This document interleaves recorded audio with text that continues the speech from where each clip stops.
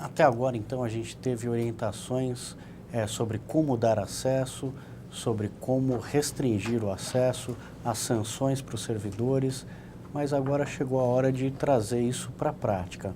Cada município vai ter uma série de procedimentos para dar o acesso, para restringir o acesso, e isso fica necessário também como estabelecer esses procedimentos, como regulamentar o acesso à informação na esfera do município. Marcelo, quais são as nossas orientações, as orientações do governo do Estado de São Paulo para que, como os municípios, a nossa sugestão para como eles façam a regulamentação dos processos da lei na esfera municipal? Bem,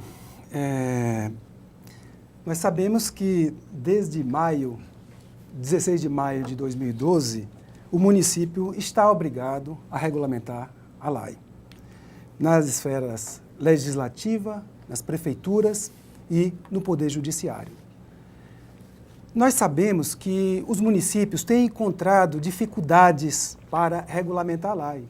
Afinal, a Lei de Acesso à Informação, ela pressupõe uma mudança de paradigma. É uma mudança cultural do ponto de vista administrativo. Então, a gente sabe disso.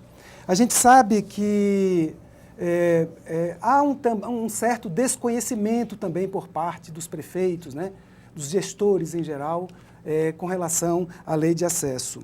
Muitos também consideram que já atenderam à lei, porque tem lá um portal de transparência, certo? Tem um serviço de atendimento ao cidadão SAC, certo? Mas também há uma certa resistência política. Nós temos informação, Flávio, de que poucos municípios regulamentaram a lei de acesso à informação ainda. Apesar de que muitos deles já têm portal de transparência, muitos deles já têm até o SIC institucionalizado, mas não elaborou ainda a sua regulamentação. A gente sabe disso. Então, tem dificuldades que precisam ser superadas. Essa videoconferência visa exatamente ajudar os municípios a regulamentarem a lei. Então, eu vou apenas aqui passar algumas orientações mais gerais, porque nós vamos ter outras videoconferências que irão paulatinamente detalhando mais este processo. Primeiramente, nós dizemos que o prefeito deve nomear um grupo de trabalho, um GT. Esse grupo de trabalho é recomendável que ele seja intersetorial, multidisciplinar, né? Ou seja, abranja vários setores da prefeitura e que abranja aqueles setores mais estratégicos da prefeitura do ponto de vista da informação. Então, área do jurídico, área de TI, pessoas da Secretaria de Administração, gente vinculada ao gabinete, gente vinculada a arquivo, a protocolo, a comunicação, são áreas que a gente entende do ponto de vista da informação, são áreas estratégicas, tá certo? Então, o grupo de trabalho é o primeiro ponto, nomeado pelo prefeito, por portaria e tal, né? Esse grupo de trabalho, o que vai fazer? Vai analisar a lei, né, e verificar as condições necessárias para adaptar à realidade do município, certo? Mas aí vem um passo muito importante, que a gente orienta aos prefeitos. Ele precisa fazer um levantamento de todos os atos normativos da prefeitura que, de alguma forma, dialogam com a lei. Então, legislação que discipline protocolo de documentos, de arquivos. Já tem município que tem, de alguma forma, uma legislação que prevê restrição de acesso, sigilo, certo? Tem que ser olhado também aquela legislação federal e estadual que disciplina, como nós já falamos aqui, o sigilo, né, e também a questão da individualidade pessoal, né, ou seja, faça um levantamento dessa legislação que dialoga de alguma forma com a lei para, então, proceder à regulamentação, certo? É recomendável também que o gestor, né, o prefeito, ele defina um responsável geral e responsabilidades setoriais, pessoas que são responsáveis por setores dentro desse grupo de trabalho. Esse grupo de trabalho, então, elabora a minuta do ato legal para encaminhamento ao jurídico. Então, vocês percebam que a gente está aqui falando, né, de um ato que é coletivo. Não é simplesmente o prefeito chegar lá e determinar isso para o departamento jurídico, mesmo porque, nós já comentamos isso, o departamento jurídico, por si só, não tem condições de dar conta dessa tarefa que é muito complexa, certo? Bom, a partir daí, o grupo vai definir qual ato legal é mais adequado para regulamentar a lei no seu município. Uma lei ou um decreto? Qual é o melhor ato normativo para o município? Eu vou repassar essa questão para o Levi. Levi, o que é que você orienta para o município? Você acha que é melhor regulamentar por lei ou por decreto? Tá, então vamos lá. Primeiro, a lei de acesso, ela não manda que se faça nem por um e nem por outro. Então, qualquer uma das duas medidas, ou por lei ou por decreto, será considerada legítima. Existem estados e municípios que preferiram fazer por lei, outros preferiram fazer por decreto. No caso específico do estado de São Paulo, optamos pelo decreto. Então, temos lá o decreto 58.052, de 16 de maio de 2012. Por que optou-se pelo decreto? Primeiro, para regulamentar o que existe no executivo. Do jeito que o executivo faz, obviamente, será cumprido. Então, no caso da prefeitura, elaborado o decreto hoje, publicado amanhã, não tem qualquer tipo de alteração. Qualquer alteração que, porventura, necessite ser feita de adaptação, sem problema. Um novo decreto, o prefeito faz, no dia seguinte está sendo publicado. Se, porventura, optar-se por lei, aí o processo já é um pouquinho mais delicado. Por quê? Por mais que seja feito um projeto por parte do Executivo, no momento que entra na Câmara dos Vereadores, lá pode sofrer alterações. E aí, vai lá saber o que possa vir dessas alterações. Tem coisas que às vezes podem até complicar um pouquinho. Por exemplo, a instância recursal. Porque quando sair uma lei, essa lei vai obrigar não só o Executivo, mas também o Legislativo. Então, pergunto, diante de uma negativa de acesso à informação, qual seria a autoridade máxima a tomar uma decisão no âmbito do município? Seria o prefeito, para conceder o acesso de uma informação que a Câmara eventualmente negou? Vamos imaginar o contrário. Não, então vai ser o presidente da Câmara. Ok, então, uma informação, um pedido de acesso à informação feita na prefeitura, diante da negativa, vai ser o plenário da Câmara que vai decidir?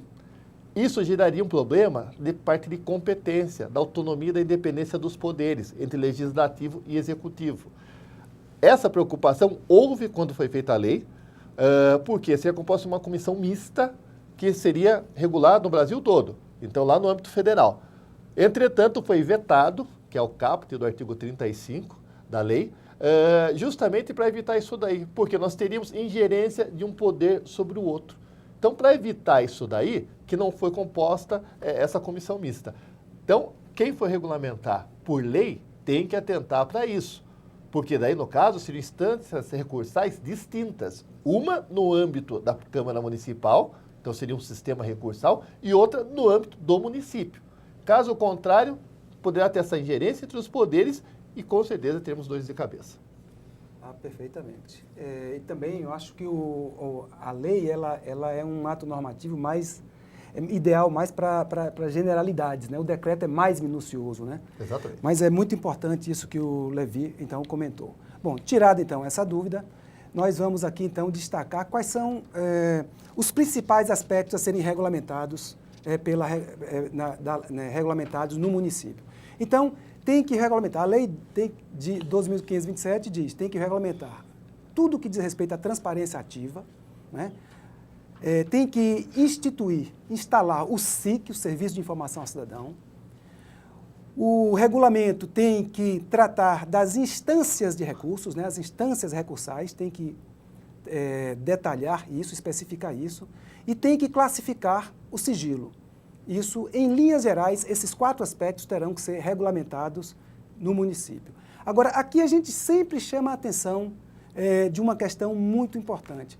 Como a lei de acesso, nós já falamos isso, ela tem uma lacuna a gente entende, muito grave, porque ela não faz este diálogo do acesso à informação com a gestão documental.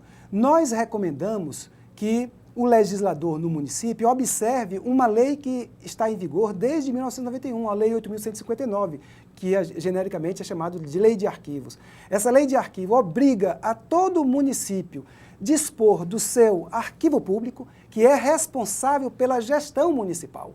Então, a Lei 8.159 obriga isso. E foi a primeira lei, inclusive, que regulamentou sobre sigilo.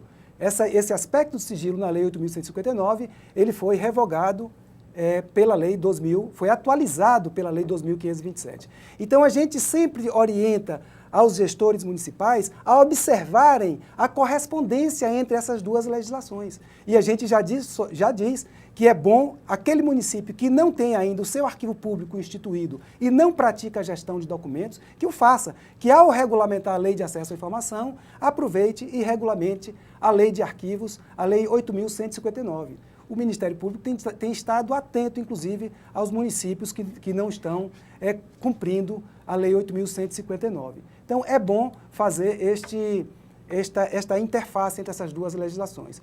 Então, aqui a gente diz assim, o que tem que constar nessa minuta?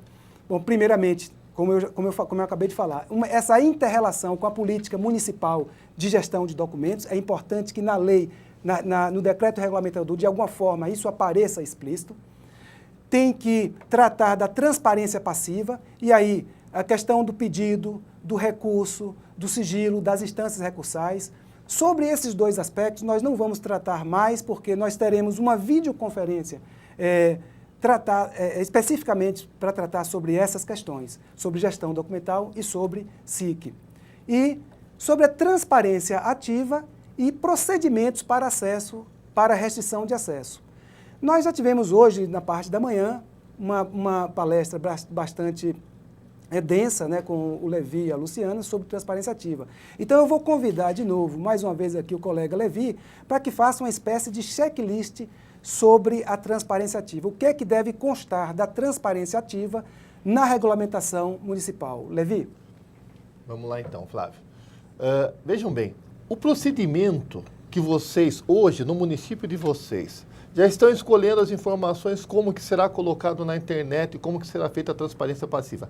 O importante é que esse trabalho que vocês, de certa forma, já estão fazendo, seja documentado. Procedimento 1, tal informação assim, tal informação assada, vai ser encaminhado, 2, 3 dias vai ficar com fulano, no 5º dia vai ser encaminhado para tal setor. Essa sequência tem que estar documentada, tem que estar devidamente previsto, até para se apurar eventual responsabilidade. Onde é que parou? A culpa é de quem? Quem que não cumpriu o procedimento?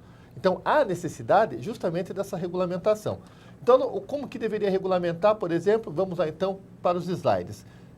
Competências e estrutura organizacional, ou seja, que setores que serão utilizados para estabelecer esse organograma. Endereços, telefones e horários de atendimento ao público. Ora, que departamentos que serão divulgados? Quais os telefones que serão divulgados? Como que será a atualização dessa divulgação? Isso vai ter que entrar no regulamento. Prosseguindo, também deve ser regulamentado os recursos financeiros, repasses, transferências, como que é esse procedimento para se chegar na internet? Como que o técnico da TI passa essa informação para o setor de contas para que seja carregado no computador para ser disponibilizado? Esse procedimento já existe, só que está no papel a sequência. Há necessidade de se documentar e estabelecer um procedimento legal para quê? Justamente para que, se der alguma coisa errada, poder exigir e ver onde é que a coisa está errada. Se não estiver saindo como deveria, qual ponto que nós devemos acelerar? Tem algum gargalo? Como acertar esse procedimento? Isso tem que ser documentado, justamente através da regulamentação. Da mesma forma, os procedimentos licitatórios e contratos. Como que será divulgado? Será a íntegra do contrato? Será só o extrato? É bom que o decreto, ou a lei, dependendo do que estabelecer, coloque isso. Não, toda a íntegra do contrato terá que ir lá. Ou então, não, somente o extrato. O importante é ter esse procedimento pré-estabelecido. Prosseguindo, temos lá também programas, ações, projetos e obras, certo? Para que serve isso daí?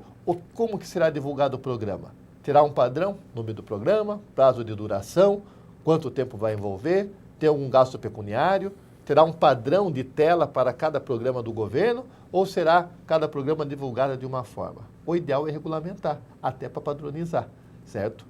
Outro item que tem que ser colocado também, respostas e perguntas mais frequentes, certo? Por quê? Ao invés da pessoa chegar e já fazer direto a sua pergunta, ela já pode consultar as perguntas que já foram feitas anteriormente.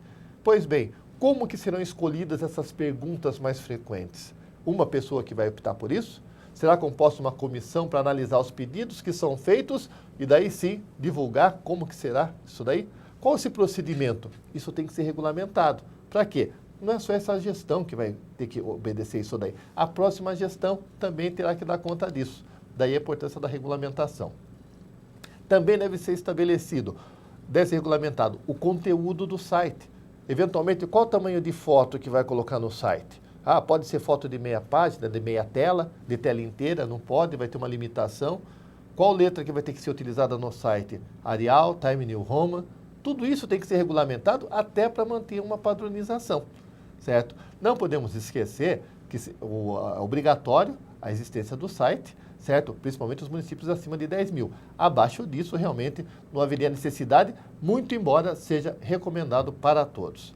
E bastando só relembrar de uma forma rápida, numa passagem de tela, também os conteúdos, como bem disse a Luciana na parte da manhã, a parte de ferramenta de pesquisa, que deve conter, a acessibilidade, estabelecendo que todas as páginas deverão ter acessibilidade, manter também a linguagem de fácil compreensão no dispositivo, no regulamento, há necessidade também de se colocar, como que se dará a autenticidade, integridade e atualidade das informações, ou seja, todo o site vai ter que ser revisto toda semana, todo mês, terá que ter uma revisão obrigatória, nem que seja para manter, mas terá que ter aquela revisão para ver se não há nada ultrapassado. Porque, convenhamos, você abrir um site do município e verificar que a última atualização foi em 2009, 2008, isso não é informação, ou é uma informação muito ultrapassada, certo? Além disso, como que se dará a gravação de relatórios ocorridas também na página? Como que se fará isso? Como será regulamentado isso daí? Tem que também ser colocado no papel.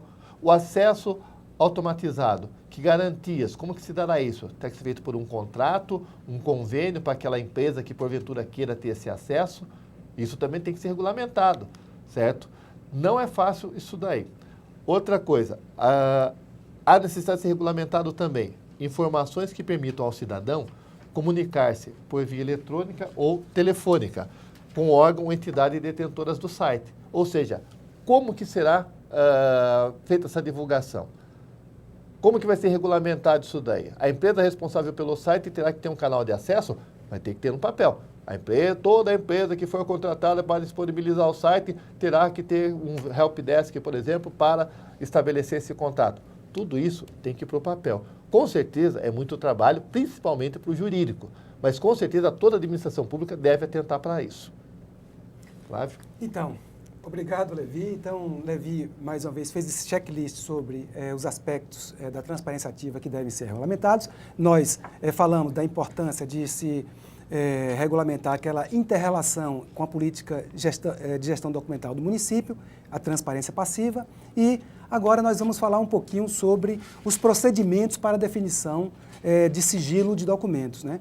Como é que a prefeitura deve tratar isso, né? Bom, nós já falamos. Para eu definir aquilo que é sigiloso, o documento que é sigiloso, eu preciso então conhecer a produção documental do meu município. Isso eu sei que é uma questão complexa, difícil, mas que os municípios não vão poder abdicar disso. Então, identificar os documentos, a produção documental da prefeitura. Dentre esses documentos, vai se identificar aquelas informações de caráter sigiloso e aquelas informações de caráter pessoal.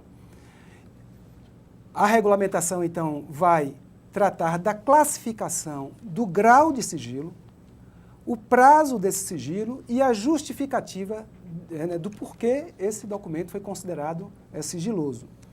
Indicar a autoridade competente para os graus de sigilo, ou seja, quem é que pode, na prefeitura, determinar se um documento ele é ultra-secreto, secreto ou reservado? Quais são as autoridades competentes para definir esse grau de sigilo? A prefeitura tem documento ultra-secreto, de teor ultra-secreto? E os secretos? Quem são da gestão pública no município que pode definir o grau reservado? É o chefe de setor? É o diretor de departamento? Né? Então, isso tem que ser definido na regulamentação. E, anualmente, a lei obriga, né, que a prefeitura publique o rol de documentos classificados como sigilosos. Então, nós falamos que a prefeitura precisa identificar os documentos sigilosos. Eu já falei isso. O governo do Estado está elaborando uma tabela de documentos sigilosos.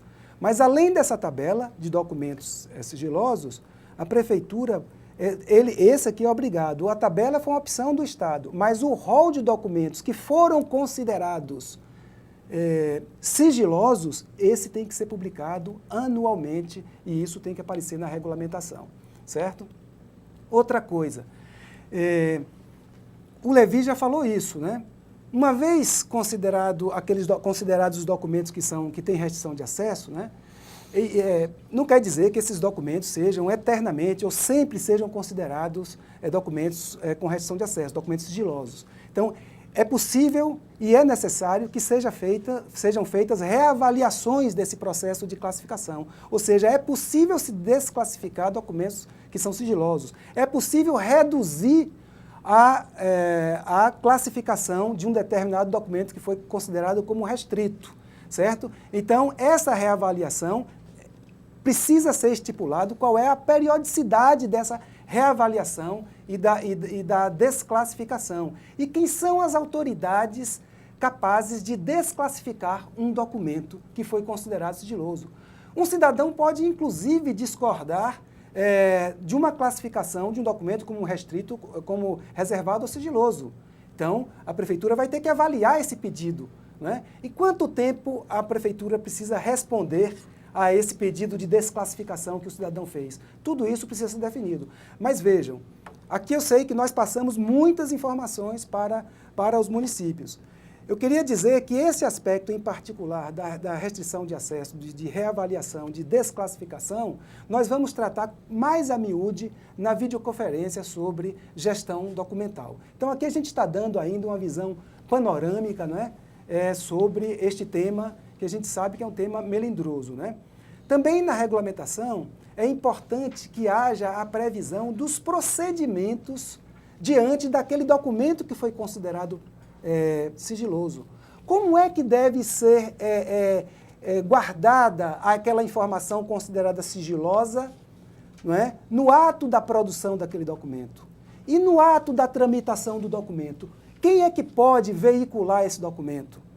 Certo? Aquilo que nós falamos, é preciso que o servidor tenha garantia, tenha resguardado a sua segurança, porque ele pode estar manuseando ali, sem saber, um documento que é sigiloso. Então, todo esse processo, esses procedimentos para a produção, tramitação e a guarda dos documentos sigilosos precisam ser regulamentados. Também esse aspecto a gente vai abordar mais a miúde na videoconferência sobre gestão de documentos.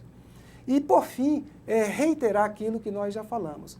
Dá para o gestor, dá para o prefeito perceber que não é uma tarefa simples essa da regulamentação, mas que é possível fazer se for feito de forma coletiva. Então, a necessidade de se capacitar todos os servidores da prefeitura municipal, ela é iminente. Então, é preciso que o prefeito permita, né, conceda, né, ao seu servidor esta formação sobre a lei de acesso à informação, que é muito necessária. Eu acho que, por hora, é isso que a gente tem a dizer, essas orientações ainda preliminares, Flávio, né? E lembrando que nós teremos aí mais conferências pela frente para dar mais detalhes sobre isso.